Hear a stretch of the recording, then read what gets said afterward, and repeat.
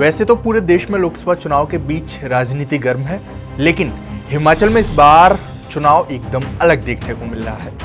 एक वजह यह भी मानी जा रही है कि यहाँ 6 विधानसभा सीटों पर भी उपचुनाव हो रहा है। ऐसे में कांग्रेस और बीजेपी दोनों के लिए ही चुनाव की डगर कठिन नजर आ रही है।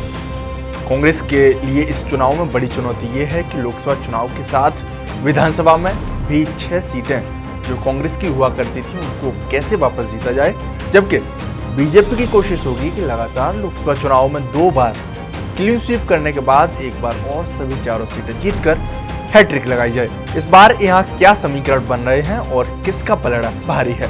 नमस्कार, मैं हूं देवेश यादव और आप देख रहे हैं टीवी 9। हिमाचल की कांगड़ा सीट पर कांग्रेस ने इस बार ब्राह्मण कार्ड खेलते हुए आनंद शर्मा को मैदान में उतारा है और जातीय समीकरण फिट करने की कोशिश की है। तो वहीं बीजेपी ने वर्तमान में सांसद किशन कपूर का टिकट काटकर राजीव भारद्वाज को उम्मीदवार बनाया है।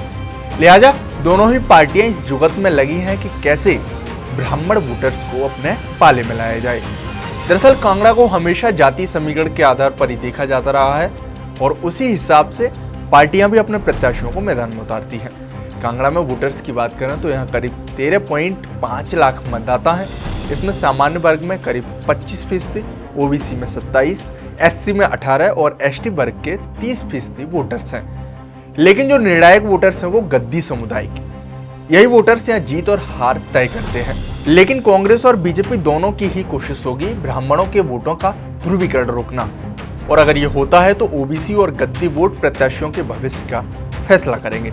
बता दें, दोनों पार्टियों का इस संसदीय क्षेत्र में कैडर मजबूत है। पिछले 3 चुनाव में बीजेपी यहाँ हैट्रिक लगा चुकी है, लेकिन इस बार दोनों पार्टियों के प्रत्याशी एक ही वर्ग से आने के चलते मुकाबला दिलचस्प हो गया है।